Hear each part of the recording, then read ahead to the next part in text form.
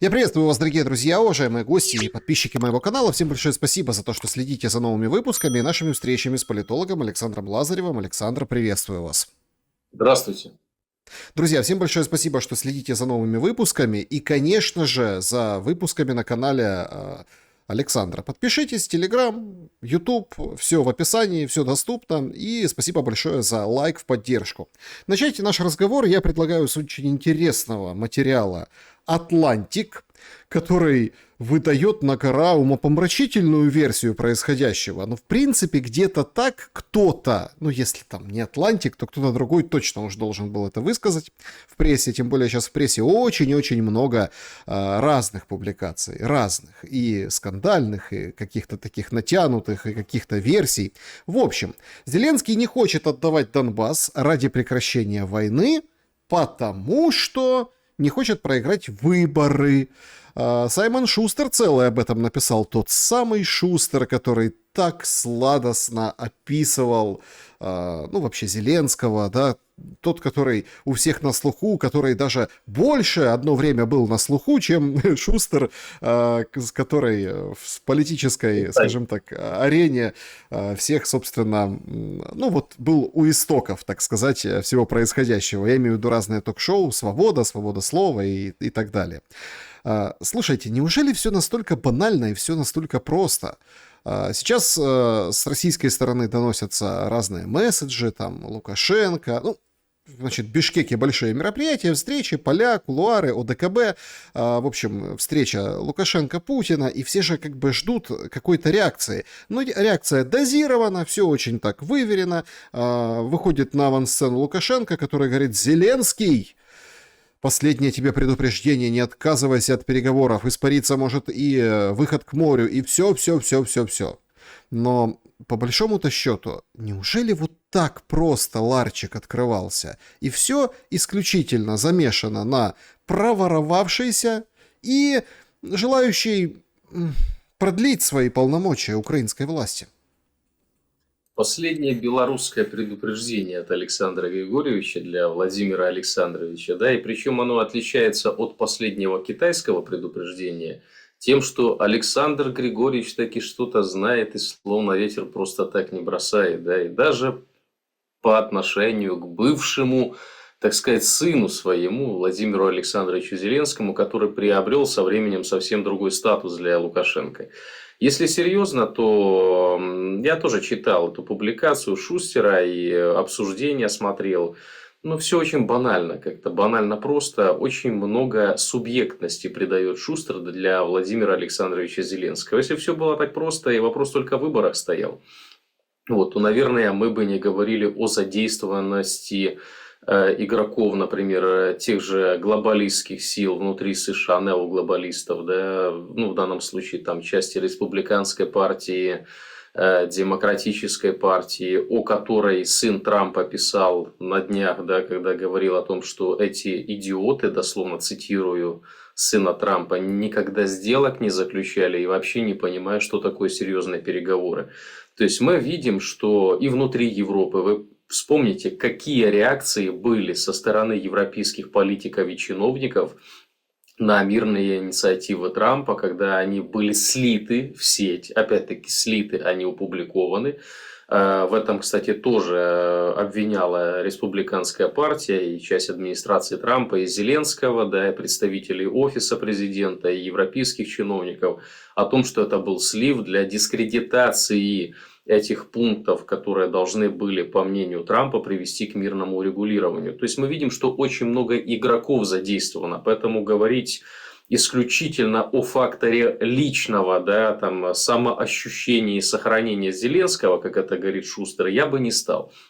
То есть он, ну, грамотный очень журналист на самом деле. Я сейчас не говорю про его позицию, там, у меня с ним взгляды политические разные, то есть я не его сторонник, но я с точки зрения анализа говорю, что человек общается, близок к определенным кругам, имеет доступ к информации, но выдает ту информацию, которую нужно выдавать тоже для определенных кругов. В данном случае снимая с демократических сил, демократических, я имею в виду демократической партии, да, и там европейских чиновников ответственность, и перекладывая на плечи Владимира Александровича. Дескать, это он боится проиграть выборы, и поэтому он не пойдет.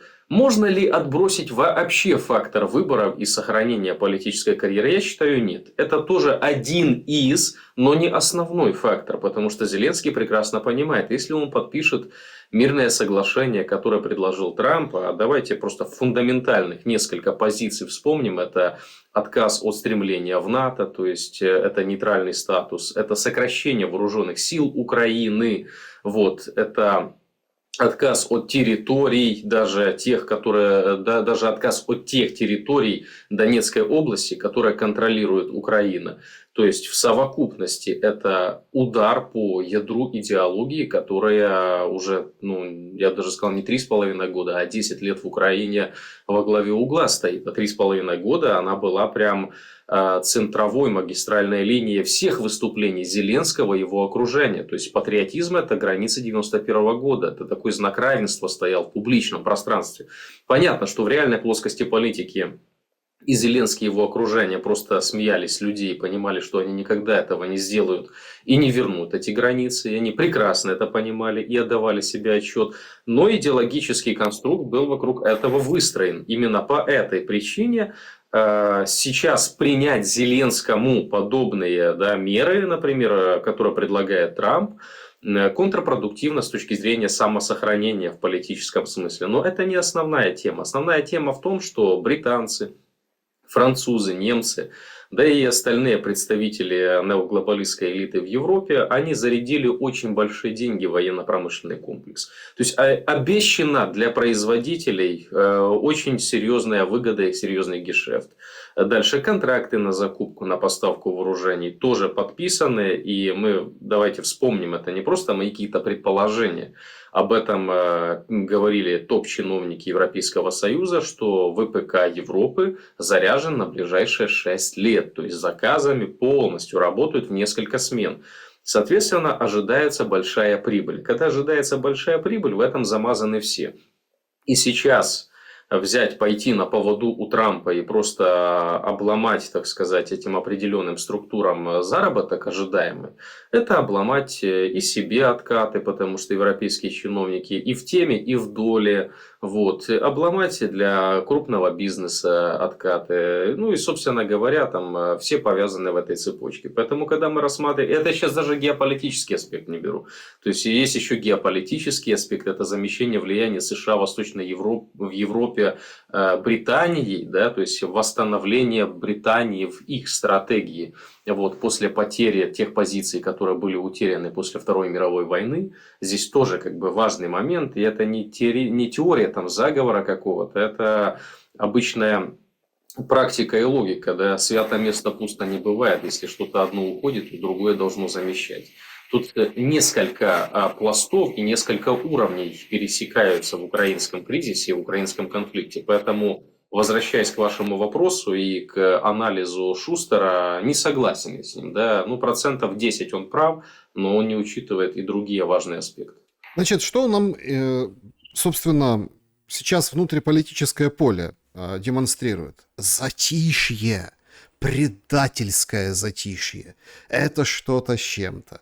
Значит, я почему начал с Шустера и с этих намеков на выборы, потому что внутри Украины такое ощущение, что с вылитым ушатом помоев на голову Ермак, офис, они схоронились.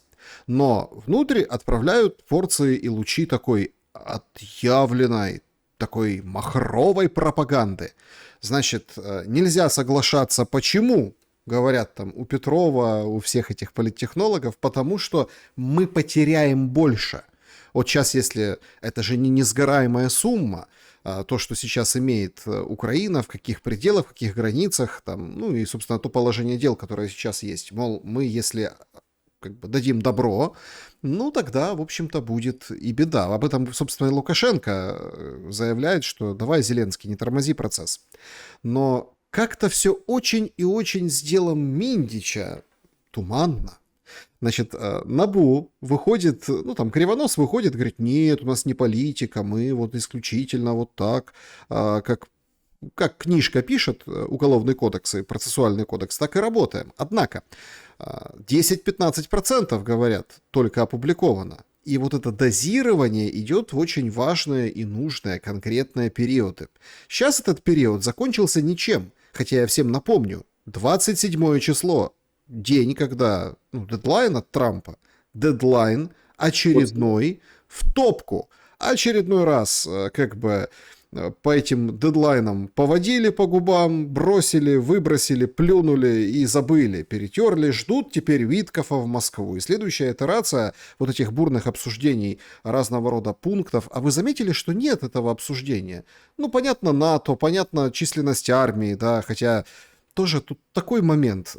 Приезжает миссия МВФ, говорит там на период там 136 миллиардов нужно Украине, ну там период 4 года, но мы вот 8 дадим, пожалуйста. МВФ.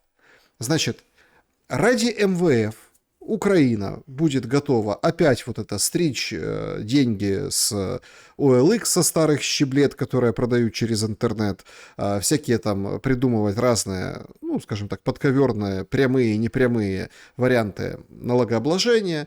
В общем, доить еще больше.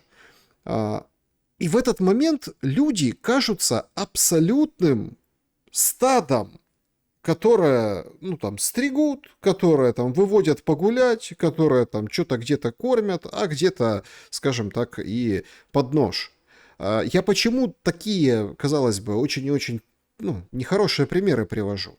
Потому что в этот момент, когда украинец должен будет платить дальше, чтобы выполнить меморандум очередной МВФ, абсолютно в воздухе повисли схемы, деньги, траты, миллионы долларов, миллиарды гривен, которые тупо украдены.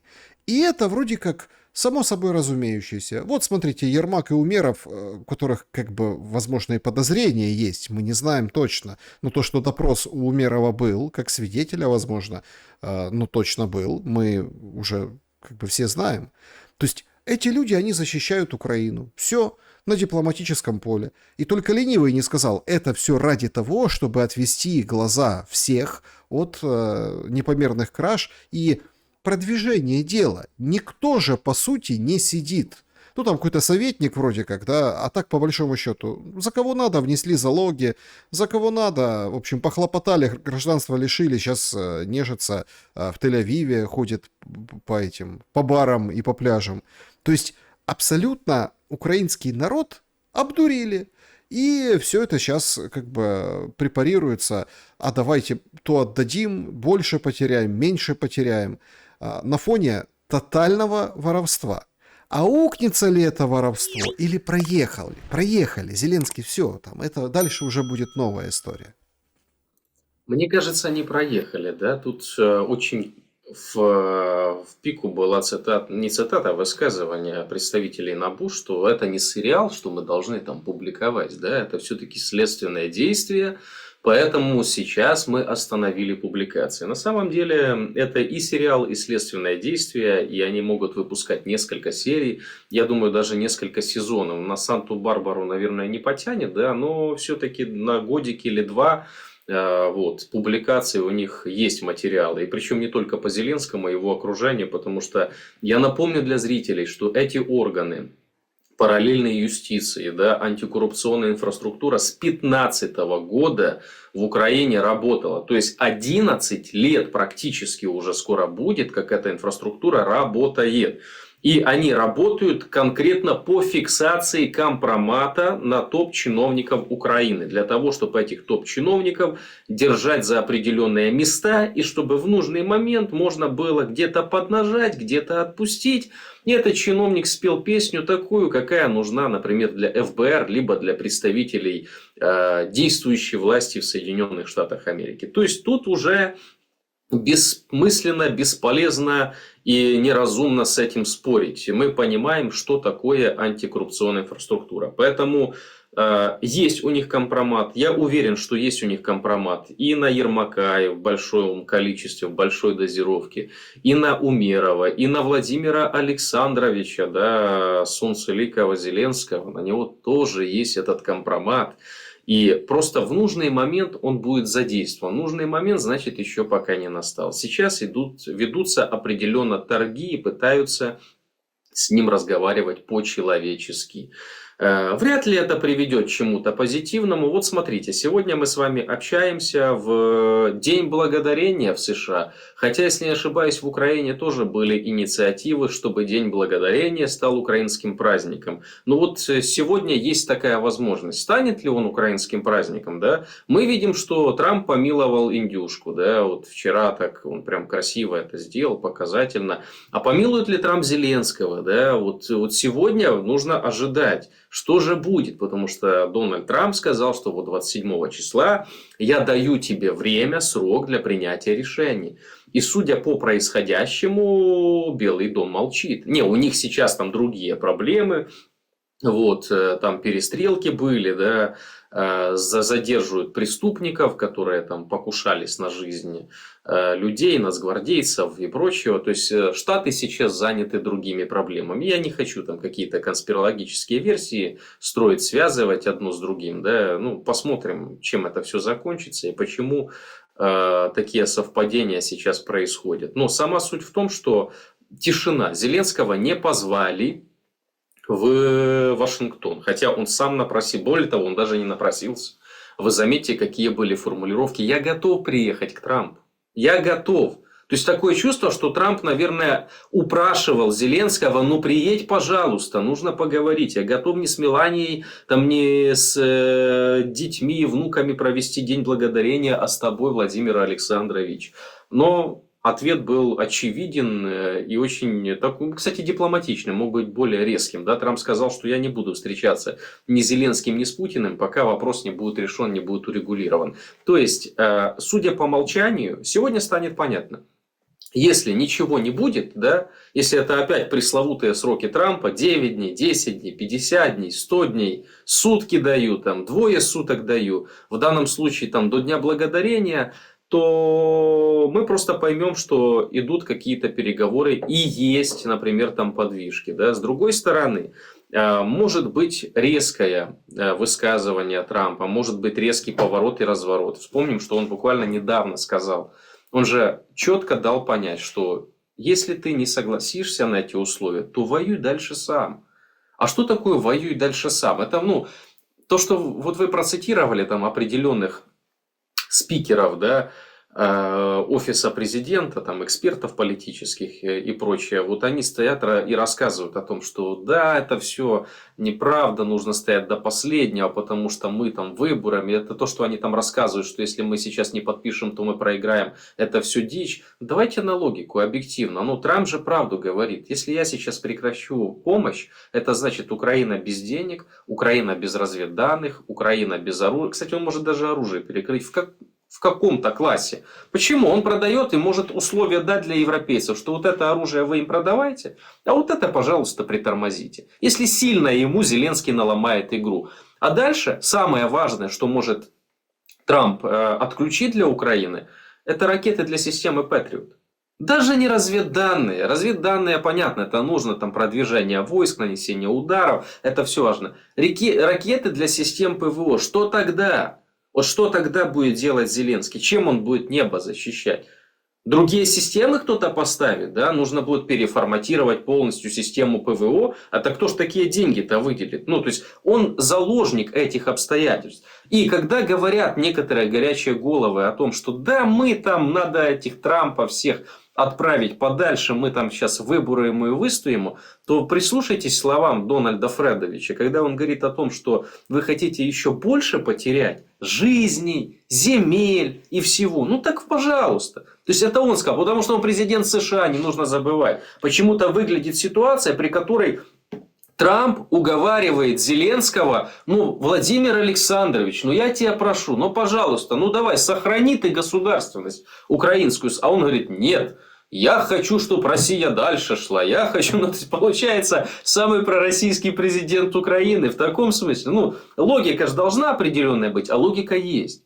Плевать Зеленскому, сколько территорий потеряет Украина и сколько жизней. И сейчас это не высокопарные, громкие от меня слова. Существует стратегия, например, европейских глобалистов, которые заточены на усиление конфронтации в будущем, то есть у них это прописано, и они до 30-го года они видят развитие именно конфронтации в Восточной Европы. И для того, чтобы держать конфронтационный проект, вот, конфронтационный по отношению к России, потом туда и Китай можно подключать, санкции вводить, прочее. Вот, им без разницы, в каком масштабе и в каком объеме будет существовать Украина. Даже если это будет несколько областей, их это устроит. Вопрос в другом. Почему это должно устроить украинский народ? Почему украинский народ в этой концепции должен брать на себя основной удар? Потому что европейцы зарабатывают бабки, а Зеленский получает откаты. Ну так украинский народ никто не спрашивает, Александр. Давайте это так. все дело. Вообще никто не спрашивает. Если мы так подумаем и попытаемся проанализировать вот события последних дней, ну, по фронту уже очень тяжело. Ситуация с атаками, да, российскими, да, уже даже мало кого заботит. Гуляй-поле, ну, гуляй-поле. Северск бои, ну, северские бои. Ну, что там, ну, подумаешь, ну, там, Покровск. Нет, Покровск мы не сдаем. А периодически, вот как, знаете, как вот какую-то такую маленькую дозу обезболивающего выпускают каких-то непонятных спикеров, каких-то комбатов находят, которые говорят: смотрите, вот какие мы мощные. То есть стоит человек в бункере, и он там какой-то комбат батальона беспилотных систем, и показывает нам с дронов картинку, как корчась на велосипедах обыкновенных таких, очень там чуть ли не советских, с какими-то тачками-бричками российские солдаты грузят своего там 300-го и пытаются утащить где-то в районе Покровска. Так нам было заявлено, и вот с таким непередаваемым восторгом украинский комбат сообщает это украинскому обществу. И очень много людей смотрят, говорят: о, ха-ха-ха, да-да-да, смотрите, ползают на полусогнутых, не могут там разогнуться, мол, как мы их жарим, как вот это все. Ну, то есть подкармливается вот эта вся среда, да, среда вот того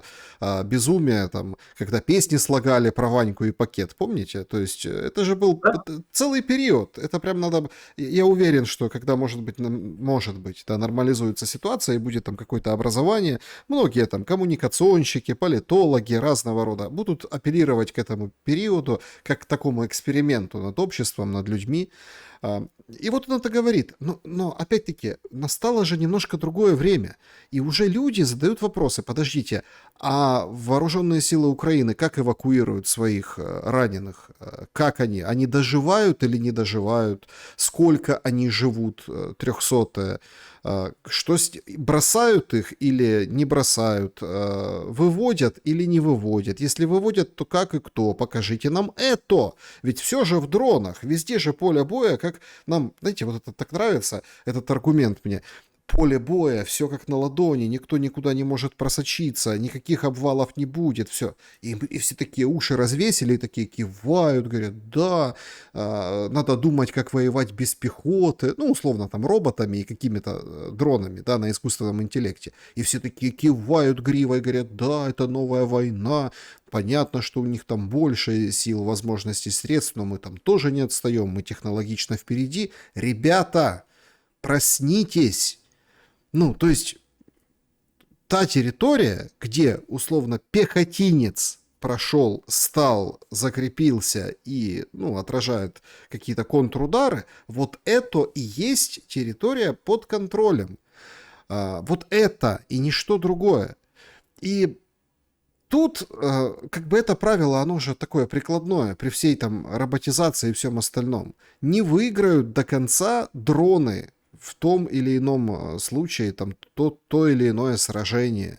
Более того, сейчас по тылам рассказывают специалисты, говорят: ну да, значит, вполне себе скоро, пройдет, допустим, месяц-два, пройдет, ну, какой-то период, и россияне будут РАИ использовать. Я помню, месяца 3 или 4 назад нам Федоров рассказывал про РАИ дронов. А ему как бы уточняют у специалиста, а вот сейчас они запускают 10 дронов, а это рой? Он говорит, не, это не рой. Рой будет дальше.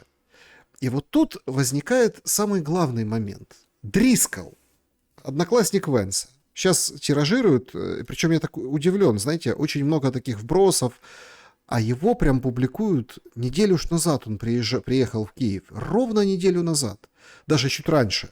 С Зеленским он встретился после Турции, а там он еще с кем-то встретился. И эту неделю, всю неделю нам пересказывают его общение с украинской стороной. Он говорит, ребята, вы проиграете. Проиграете по военным, по всем подходам. Поэтому давайте, пора заканчивать это дерьмо. Да? Как вам кажется, то, что сейчас Киев вылизывает все мягкие ткани Рубио, Дрискала пока не трогают, потому что не понимают, насколько это опасно. Сейчас пресса пишет, что этот мирный план в тупике, ну, глобалистская, атакует Трампа по всем фронтам.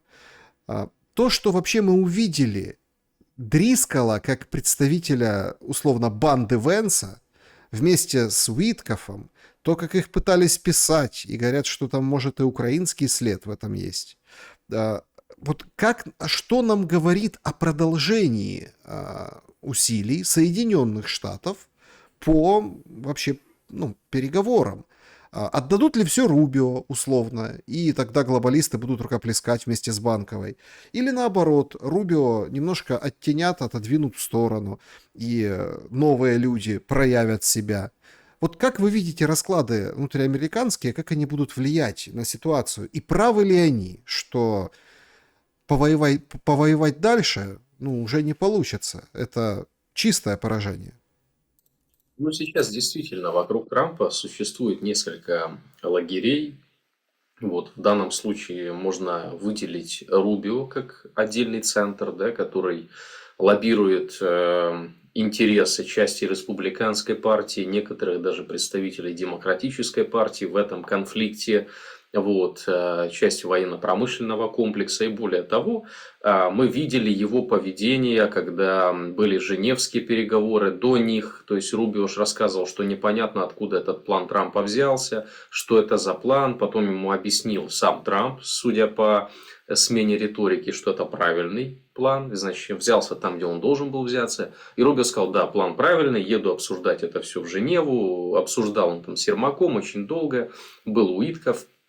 Вот. И в итоге получается история какая, что Рубио выходит, и помните, что говорит Ермак, очень так вдохновленно, что вот забудьте про 28 пунктов, теперь их 19, мы там отмели часть, та, которая нам не подходит, и это все согласовано с Америкой, ну и начались опять-таки непонятки в медийной сфере, то есть вроде как Рубио, да, встретился, отметаю часть пунктов, значит, наверное, администрация Трампа все-таки там больше на стороне Украины, чем России. И люди начали строить какие-то догадки. Все банально просто.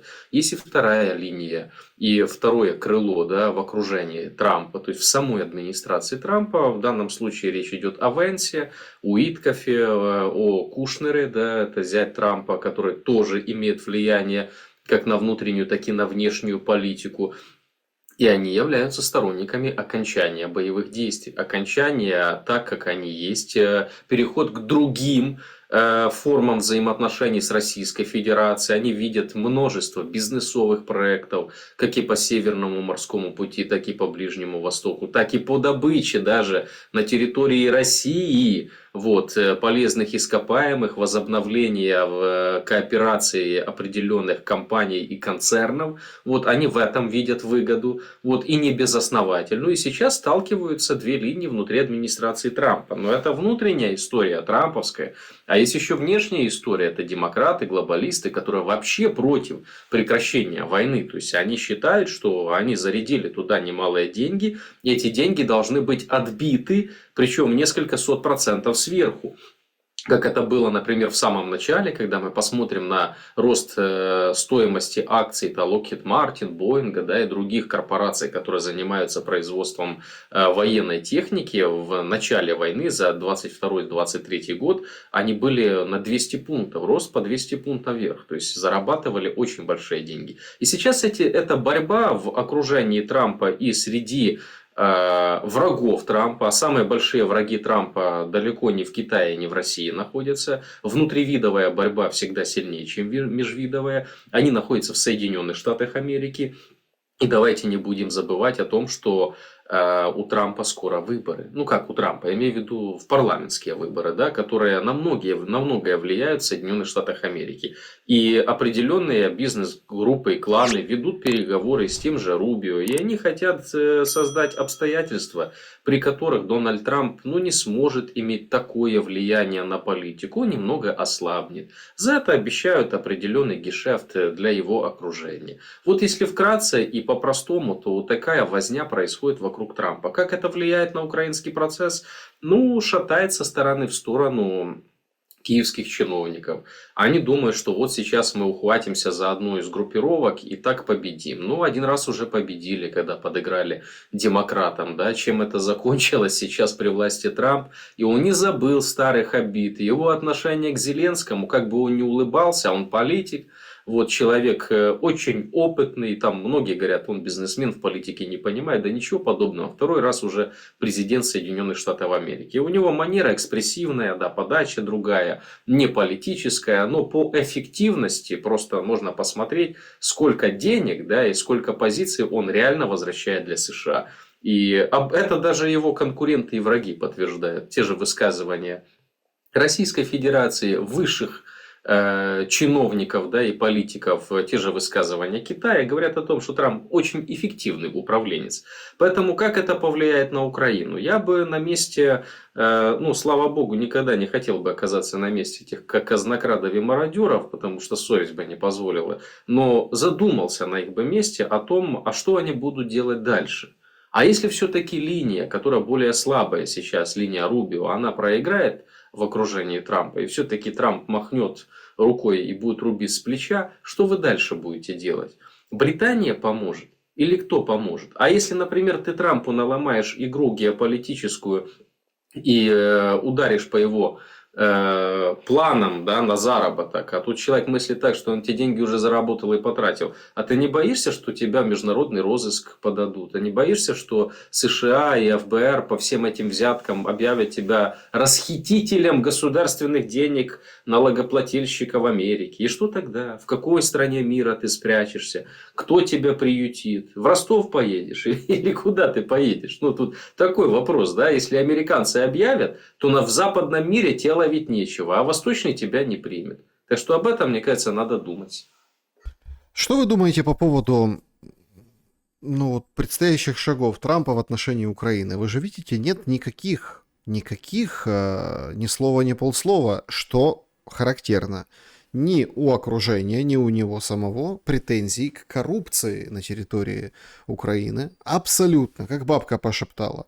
То есть, смотрите, сын Дональд Трамп, сын Трампа, да, он же четко, вы это приводили, эту цитату, он же четко вступился за Уиткофа. Сказал, ребята, если вы это пишете, начинаете поднимать пену, там по большому счету все же читали эти расшифровки.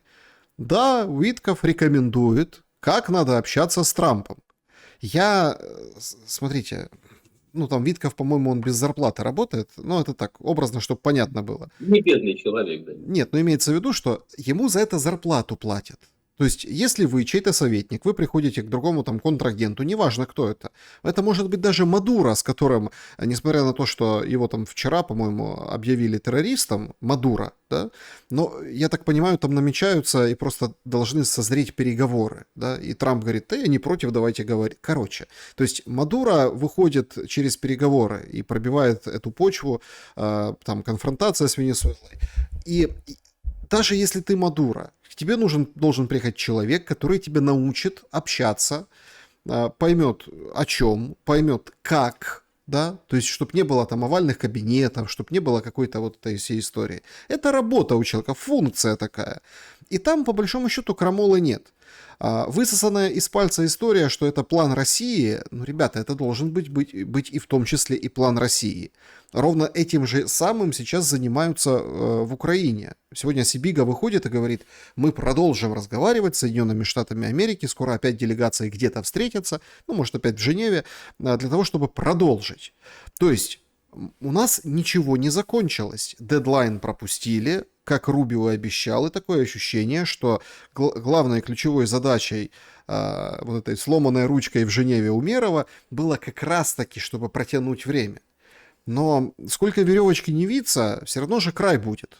Я не просто так в предыдущем вопросе упоминал фронт. В Гуляйполе бои. Ну, в Гуляйполе уже все, это вот понятно. То, что вот эта линия обороны, которая там нарыта, которая там укреплена, она уже пройдена, считайте. Просто их нужно пройти в 2 или 3 местах, чтобы потом развивать какой-то успех. А там дальше оперативный простор. Все это понимают. И люди, которые здраво говорят, что над тобой висит дамоклов меч черной зимы, без отопления, без света, прорыва фронта конкретно, то есть экономическая, достаточно тяжелая ситуация. И МВФ тут не в плюс, а в минус играет. Будет тяжелее с деньгами МВФ, именно людям, именно с ситуацией внутри. Вот эти бусики, ТЦК и вся остальная история. Понимаете, вот это все вкупе тебя должно как бы стимулировать и подталкивать. А подталкивает, получается, Миндичгейт. Вот в этом же главное предательство. Как вы думаете, насколько сейчас на все готовы у Зеленского? Насколько, чтобы не допустить бегства, именно по причинам коррупционным, да, сейчас готовы что-то уступать? Ведь часто на самом деле вопрос, а что Путин уступит, а что Зеленский уступит? И кто уступит больше? Где сторгуются? Вот как вам видится, где могут сторговаться? На каких пунктах конкретно? То есть мы получим результат, а на каких не получим вовсе? На что он готов? Я вспоминаю 12 стульев, когда говорит, ваше кредо всегда.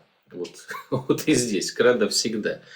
Есть большая проблема в том, что что переносится, условно говоря, украинская политика, да, и во многих кабинетах, в том числе на Банковой, считают, что если эта тема работает внутри страны, то значит она работает и на международном уровне. И тут такая ограниченность вообще мировосприятия и всех процессов и понимания контрагентов, с кем ты имеешь дело. Это все происходит по одной простой причине, что и Зеленский, и Ермак, и Умеров, и, в общем-то, ближайшее окружение, которое мнят себя глубокими и великими стратегами, да, они из всех мировых очагов культуры, кроме Москвы, знали только Киев, Мелитополь и Жмеринку. И вообще были уверены, что Земля плоская. Собственно говоря, это их подход как во внутренней политике, так и на международной арене. Если мы будем говорить, о чем с ними торгуются, смотрите, было заявление, да, это сказал не Путин, это сказал там даже не Лавров, это сказал Рябков, зам Лаврова, да, зам главы МИДа. Он сказал, что Россия на уступки не пойдет. Зафиксировали. То есть не просто так такие высказывания звучат сейчас от должностного лица во время переговорного процесса. Второй момент – это то, что сказал сам Дональд Трамп, что уступки России заключаются в том, что она не будет продолжать захватывать дальше территорию Украины. Это уже американцы сказали. Если мы эти 2 плюс 2 между собой сложим, мы поймем, что какие-то уступки по мирному плану, да, которые мы видели, там 28 пунктов, и которые Зеленский считает неприемлемым, их не будет. То есть не согласится Россия на 800 тысяч армии на территории Украины, как ни крути. Не согласится отказаться от части Донбасса, которую сейчас контролирует Украина, как ни крути. Не согласится Россия и на статус стремления Украины в НАТО. Без разницы, где он записан, в преамбуле Конституции. Да хоть набью тату, как в той песне, да, не согласится. То есть есть фундаментальные базовые вещи, если Россия на них, то есть их откинет, да, и переиначит, будет очень большой вопрос внутри самой России, да, к государственной линии и концепции, которая тоже выстраивалась. Потому что давайте не будем забывать, что существуют и геополитические интересы, политические, экономические и также идеологические, которые тоже влияют на принятие решений. И тут по всем фронтам, если русские откатываются от этой позиции, они для себя наносят непоправимый ущерб в будущем. Потому что это значит, что заключается перемирие, максимум на несколько лет, после которого будут возобновлены боевые действия с более жесткой и потужной формой. И это понимают все. На это, кстати, делают ставку в Британии, на это делают ставку, ну, так сказать, союзники британцев, да, там немцы и французы. Трамп это тоже понимает. И в переговорах в Анкоридже этот вопрос был поднят. Поэтому ожидать, что Путин сейчас скажет, ну да, мы согласны, стремитесь в НАТО, идите, вопросов к вам не имеем, и все у вас будет хорошо. Нет, он никогда этого не скажет. Максимум, на что он согласится, и он об этом уже озвучил. Это, кстати, одна из таких уступок была публичная, это европейская интеграция. Хотите, идите, да. Это не военно-политический блок, хотя я здесь бы поспорил, судя по тому, как действует, например, Европейский Союз, да, не сообща, но большинство стран, они сейчас действуют как военно-политический блок. Латвия демонтирует полностью железную дорогу в сторону Российской Федерации. Они об этом думают, вроде как заявляют. Это акт конкретной эскалации. То есть мы понимаем, что понятно, что дорогу-то можно быстро восстановить. Это не бог весть какая технология, но это тоже разведпризнак того, что, в общем, все будет только усугубляться и закручиваться. Ну, Латвия это вообще такая отдельная страна, как и Латвия, Эстония, Прибалтика, да. У лейтенанта Шмидта было 3 сына, 2 умных, и один, собственно говоря, Прибалтика, как она себя ведет сейчас на международной арене. Латвия и Литва, и Эстония, да, и прочее, они считают, что за них впрягутся в случае необходимости, что 5-я статья НАТО, она работает, и если они будут там дразнить и дальше усугублять взаимоотношения с Россией, то Америка пришлет свой флот в Прибалтику, да, в Балтийское море, и, значит, покажет русским, кто здесь хозяин. Это все смешно. На самом деле, если даже, не дай бог, начнется какая-то война между прибалтийскими тиграми, да, и Россией, вот, ни одна страна НАТО не впряжется за эти страны, потому что, ну, никто не будет рисковать своей безопасностью. Об этом, кстати, нужно задуматься всяким неуседам, да, и другим ребятам, которые очень воинствующую риторику сейчас взяли на прапор и пытаются впереди планеты всей бежать. Они это делают не потому, что они глупые, да. Не, ну, отчасти есть, конечно, некоторые политики в прибалтийских странах, которые не отличаются не имеют печати мудрости, чести, да, и благодетеля. Вот, отличаются, наоборот, алчностью и недалекостью, но, тем не менее, я бы всех под одну гребенку не ставил. У них, они боятся потерять дотации, они боятся оказаться ненужными в западном блоке, потому что эти страны без рынков Европейского Союза, без дотационных вливаний, как, собственно говоря, и поляки, они потерпят экономический крах. Потому что если мы посмотрим на долю экспорта этих стран, то ну, в Польше, например, 90% это европейская зона, да, у Прибалтики, ну, 80%. То есть мы должны понимать, что они без Европы никуда не смогут дальше двигаться. То есть там будет сутильная деградация. А если мы еще вспомним, как их принимали Европейский Союз, как эти страны отказались от промышленности, деиндустриализацию провели, то без дотации это просто контрпродуктивно. Поэтому они пытаются показаться нужными и важными, потому что сейчас почему-то пальма первенства нужности, да, переходит там Зеленскому, потом полякам, еще кому-то. Как же они? Они главные борцы с русскими, с Россией и с возвращением империализма или коммунизма. Я даже не знаю, как они там называют, да. Но тем не менее, то есть, поэтому такие звучат высказывания. Что касается Украины, очень прискорбно и плачевно осознавать, что у руля нашей страны находятся люди, которые не просто не понимают, как устроен мир и международные процессы, и как нужно вести переговоры, а которым наплевать на будущее страны.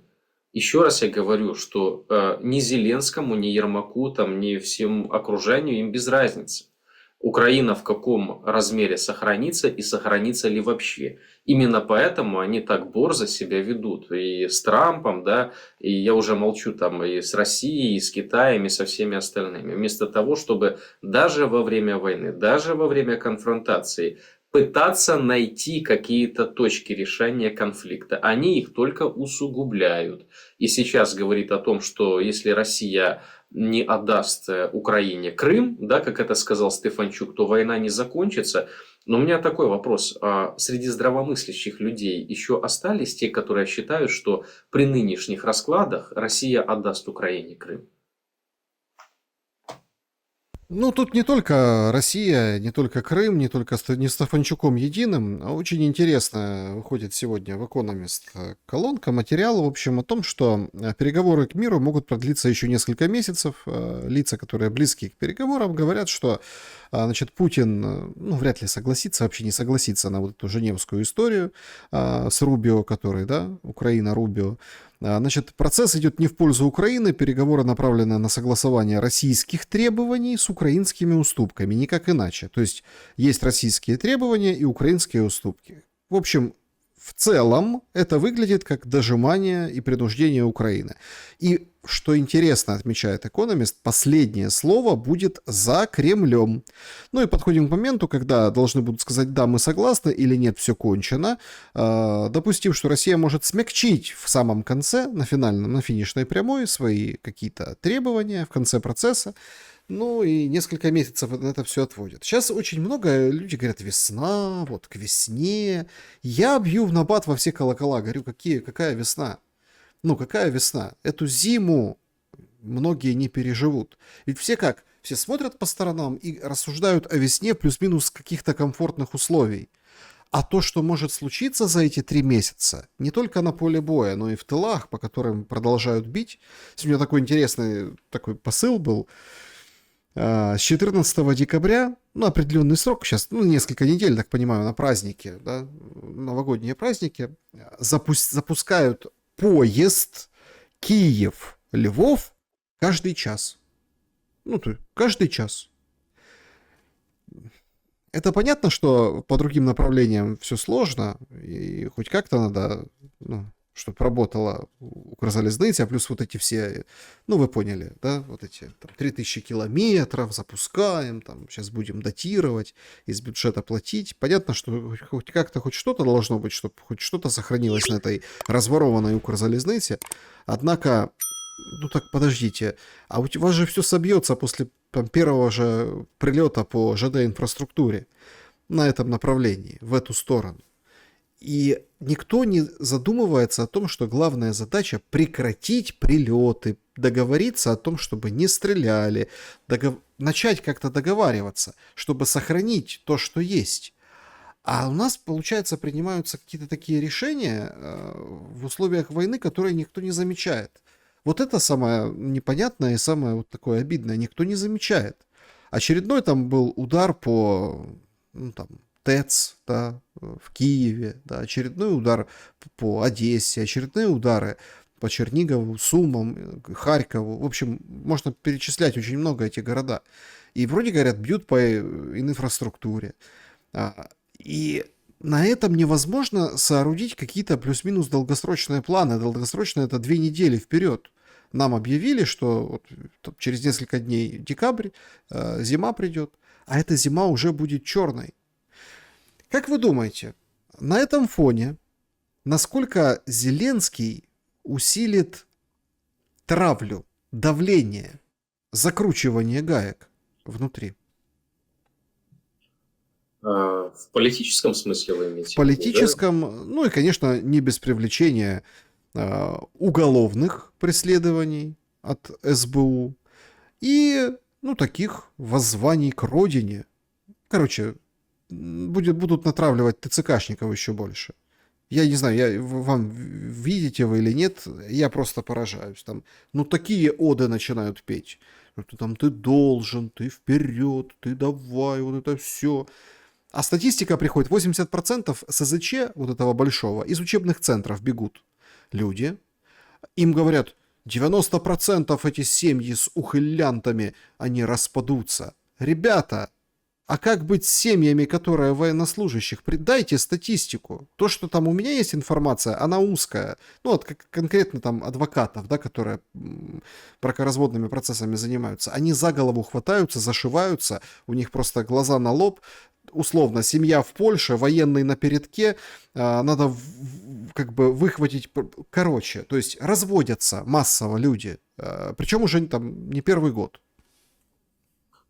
Я читал тоже это высказывание, эту статистику. Ну, больше глупости, мне кажется, придумать было нельзя. Что женщины будут разводиться с мужчинами-ухилянтами, потому что им будет нечем гордиться. То есть, дорогие зрители, просто вдумайтесь, да, потому что будет нечем гордиться. Знаете, такой тогда вопрос возникает, а если вернется мужчина там без ног, без рук, вот, а если не вернется, то этим гордиться, да, то есть получается, что вы призываете всех мужиков таким образом, типа пытаетесь на слабо взять, а ты не пацан, если ты не пойдешь, да, то есть ты не пошел, значит ты не пацан.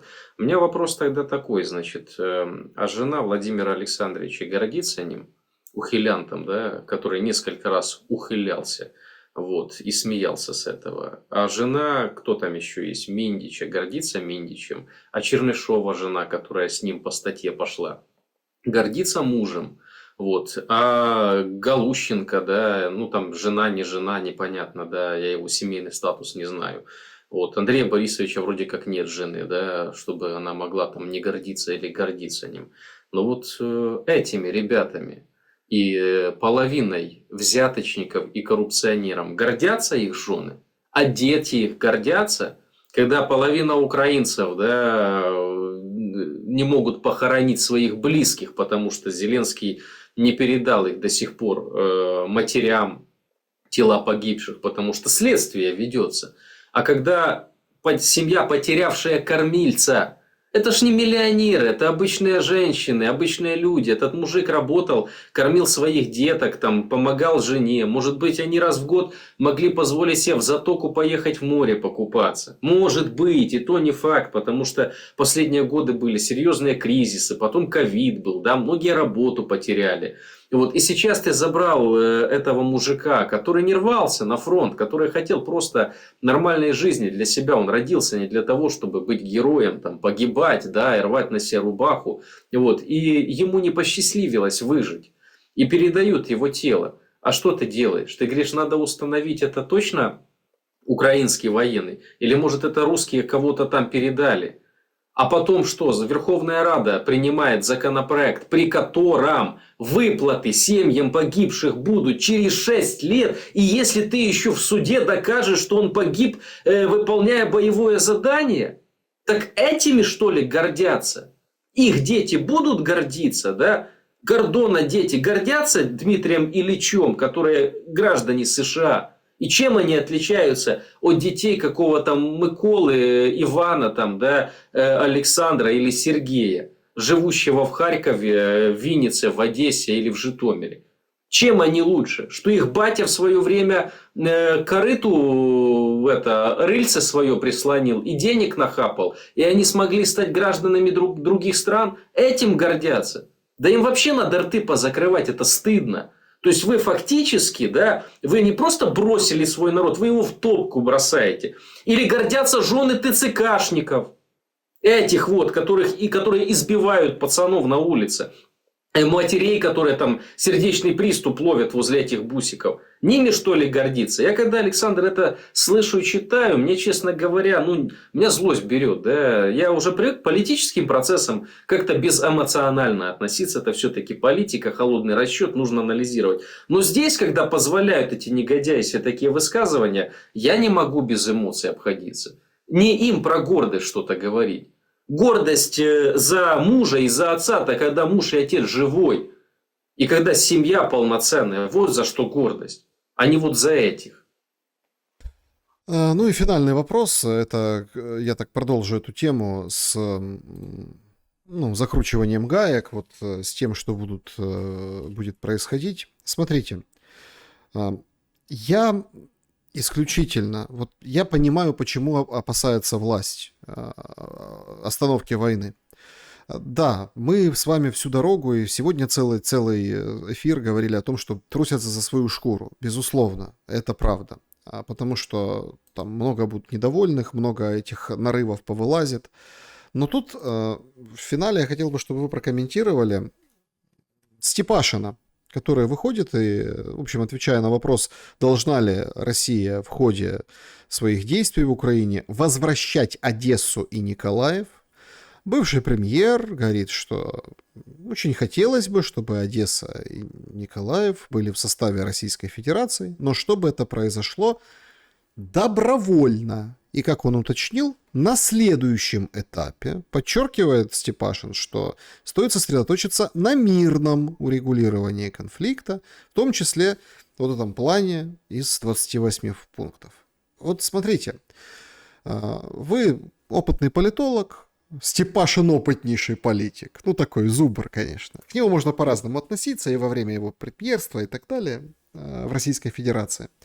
Но тут же опыт такой, очень тяжелый. С одной стороны, он, конечно, лизнул, ну не то, что лизнул, ну как бы так, да, отвесил реверанс, назовем это так, в сторону планов Америки. С другой стороны, он сказал о добровольном возвращении Одессы и Николаева. Смотрите, для Украины и украинцев мирное или добровольное возвращение, или, ну, как возвращение или присоединение, давайте так, все-таки точку отсчета, что все-таки независимые страны, ну, чтобы не шили госизмену и все остальное. То есть присоединение Одессы и Николаева к России добровольным образом, я просто распаковывая эту мысль, что он, этот тезис, который он выдал, я понимаю, что это означает не просто крах, не просто катастрофа, а просто пепелище Украины. Украина внутри, это должно превратиться в пепел. Не ядерный, но просто политический, государственнический, там, конституционный. Короче, все должно настолько разорваться внутри Украины, что и там чуть ли с элементами гражданской войны, банд, каких-то таких этих групп, все должны там бежать, кто-то должен уехать, кто-то должен вернуться. Короче, такой кавардак должен произойти, чтобы условно вышли какие-то мэры или ИО мэров, непонятно какая будет ситуация, и проголосовали, и обратились, и сказали, вот мы Одесса, мы Николаев, мы хотим в Россию. Это ж какого уровня кошмар должен происходить в Украине? Как вы считали этот посыл Степашина? Ну, Сергей Степашин, я не знаю, он сейчас занимает какую-то должность в России или нет, но в прошлом, да, это же председатель правительства, он, если не ошибаюсь, после Примакова был, да, и в конце 90-х. Вот. И вроде и он генерал, если не ошибаюсь. Ну, я не так близко знаком с его биографией, так иногда где-то попадался он мне, когда читал сводки. Но сейчас я просто вот не скажу, он сейчас при должности или в отставке. Если в отставке, ну, не слышно его было раньше, да? Вот, ну, высказался он, да. Что такое добровольное присоединение, либо добровольная там сдача Одессы Николаева? Я не вижу таких обстоятельств, при которых это вообще возможно. Я не вижу, что какие-то мэры рискнут на себя такое взять. Но никто не рискнет. Это не просто госизмена. Их могут просто банально ликвидировать за такое. Да? В военное время он выступил, глава города либо глава области, и сказал, что область там должна отойти в другую страну. Ну это как? Это значит, будут предприняты меры. Одесса, Николаев могут быть потеряны Украиной исключительно в ходе боевых действий. То есть я не верю в какую-то добровольную передачу этих регионов. Более того, Одесса и Николаев – это стратегически важные области для Британии. Стратегически важные. В Николаевской области там как минимум и инфраструктура военная британская есть. Одесса – это двери, это порт важнейший в Украине, который имеет влияние на концепцию, да, там, восстановления могущества, да, как британцы считают, вот, Восточной Европы. И тут при каких таких обстоятельствах британцы скажут, да, отдавайте Одессу, Николаев. Ну, тогда уже и Киев тоже отдавайте. Да? Ну, что поделаешь-то? Я уверен, что до последнего за эти две области будут бои. То есть, будет борьба. Если не будет подписан мир, если Украина, да, как государство не примет позицию действительно нейтральной страны с сохранением государственности, что очень важно, потому что дальнейшее действие, если сейчас отказаться от мирных переговоров, и это не какая-то российская пропаганда, это, если хотите, американская пропаганда, да, об этом Трамп говорит, то дальше действительно может быть потеря государственности. Поэтому, что имел в виду Степашин, честно говоря, понятия не имею насчет добровольного отхода. Может быть, ради красного словца сказал, да, может быть, это определенный посыл там, для определенных политических элит, может быть, это такой посыл для патриотической Z-сообщества России, да, потому что многие сейчас заговорили, как мы видим из медиа, что вот остановка там по ЛБС в Запорожской, Херсонской области, да, ну там Донецкая, Луганская все-таки требуется в полном объеме. И, значит, я так могу себе представить, что какая-то часть общества может быть этим недовольна. А с другой стороны, может это быть посыл и для Украины, и для Запада, что если сейчас не согласитесь на подписание мирного плана, который предлагает Дональд Трамп, то дальше будет Одесса, Николаев. И я бы сюда добавил тогда уже и Харьков, и другие города, потому что это действительно возможно. Если отказаться сейчас от мирного урегулирования, то бои будут уже за другие области. И об этом сказали американцы. Одно дело, когда об этом говорят русские. Это можно сказать, что это ИПСО и русская Ну, пропаганда. или украинцы. Санкции Или можно украинцы. наложить, да? Ну да, в розыск объявить, Да, да. если сейчас не остановиться, то дальше будет хуже. Американцу можно сказать, а украинцам сказать нельзя. Видите как? Поэтому и будут, наверное, зачищать и вычищать любые признаки или проблески какого-то здравомыслия. Вы же заметьте, Зеленский кланяется перед Америкой, Трампом, все там расшаркиваются, делают вид, что как бы принимают сторону. На самом деле люто противодействуют. И всех тех, кто выходит и говорит: да, да, Трамп, мы поддерживаем, сразу объявляют нехорошими людьми. И, ну, скажем так, всяческими репрессиями подвергают. Ну, квад лицит Джовин, нон лицит бою, да, что позволено Юпитеру, то не позволено быку. Собственно говоря, в такой конфигурации и действует и Зеленский, и все его окружение. Им можно об этом говорить, а остальным нельзя. Ну, им можно разворовывать на энергетике, на оборонке и получать 3 года санкций с лишением гражданства, чтобы, не дай бог, никакой Интерпол тебя не искал, да, чтобы тебя не подали на экстрадицию, там, ну, неважно, с Израиля нет экстрадиции для граждан Израиля, но тем не менее, он же не всю жизнь не будет сидеть в Израиле, он может поехать в другую страну, а тут бац, и не подашь в экстрадицию, а вроде как розыск какой-то объявили, ну, ищите, а кого вы ищете? Это гражданина Израиля, ну, никто не будет ругаться с Израилем, то есть его никто не выдаст, то есть тут такие обстоятельства, что для одних можно, для других нельзя. Для чужих по закону, хотя даже это не по закону. Те дела, которые они шьют, это не по закону. Когда тебя за высказывание, за критику евроинтеграции, госизмену вменяют, а за то, что ты, простите за выражение, барыжишь в армию бронежилетами с обычной металлической пластиной, а не с бронированной, так это нормально. Это тебе просто сказали, что Умеров там участвовал. И что дальше? Умеров дальше участвует в переговорном процессе, прилетает Зеленским в Украину, и себе дальше глава СНБО. Именно секретарь СНБО, который и подписывает санкции против граждан Украины. Дорогие друзья, вот такой сюр мы имеем на сегодняшний день. Главные изменники Украины шьют другим людям госизмену за их политическую позицию. Вот вам реальность. Александр Лазарев был моим собеседником сегодня. Спасибо за время и мысли.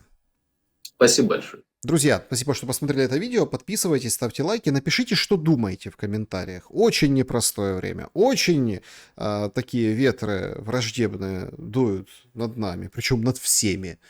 Давайте оценивать метео зависимость наших властимущих вместе. Берегите себя и друг друга. Добра и света.